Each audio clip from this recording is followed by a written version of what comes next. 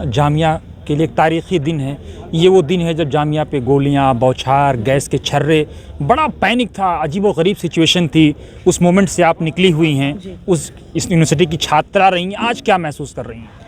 जी देखिए, वही एक तारीख़ी दिन है ये। आज के दिन ही किस तरह से जुल्म और ज़्यादती करी गई थी स्टूडेंट्स के ऊपर, और मतलब इंतहा करती थी ज़्यादती की कि जब स्टूडेंट्स भाग के अंदर भी चले गए थे यूनिवर्सिटी में, तो पुलिस यूनिवर्सिटी के अंदर घुसी थी, लाइब्रेरीज़ में घुसी थी, एक एक रूम में घुस के और शीशे तोड़े गए थे और लोगों पे लाठियाँ चलाई गई थी। पूरे प्रूफ थे उस चीज़ के, और बहुत अफसोसनाक बात थी उस वक्त भी और आज के दिन भी। अगर याद करें आप, बहुत अफसोसनाक हरकत करी गई थी, और ये भी बहुत अफसोसनाक बात थी कि जो यहाँ पे हमारे चीफ़ मिनिस्टर थे या जो यहाँ के नुमाइंदे थे, उन्होंने जिस तरह से इसके ख़िलाफ़ एक एक्शन लेना चाहिए था, आवाज़ उठानी चाहिए थी, वो भी नहीं किया गया था।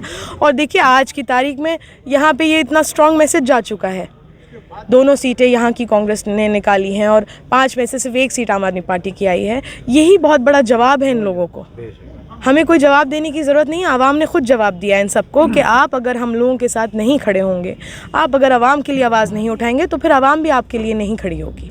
आपको लगता है हमारे प्रधानमंत्री नेशनल वैल्यूज़ की बात करते हैं, भारत के वैल्यूज़ को दुनिया में स्थापित करने की बात करते हैं। एक तरफ 16 दिसंबर का वो दिन, पुलिस की बर्बरता, और एक तरफ भारत की भारतीयता, वसुधैव कुटुंबकम का तसव्वुर, कैसे दोनों को आप क्लब कर पाएंगे दुनिया के सामने?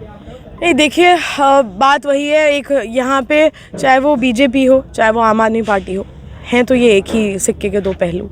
और ये सॉफ्ट हिंदुत्व जो प्रमोट किया है इन्होंने, शुरुआत में तो इन्होंने मुसलमानों का मसीहा बनने का एक फसाड क्रिएट किया, लेकिन उसके बाद एक सॉफ्ट हिंदुत्व की जो आइडियोलॉजी ये लोग भी लेके चलते हैं कि जब जहाँ इलेक्शन होता है उस हिसाब से ये अपनी आइडियोलॉजी बदलते रहते हैं।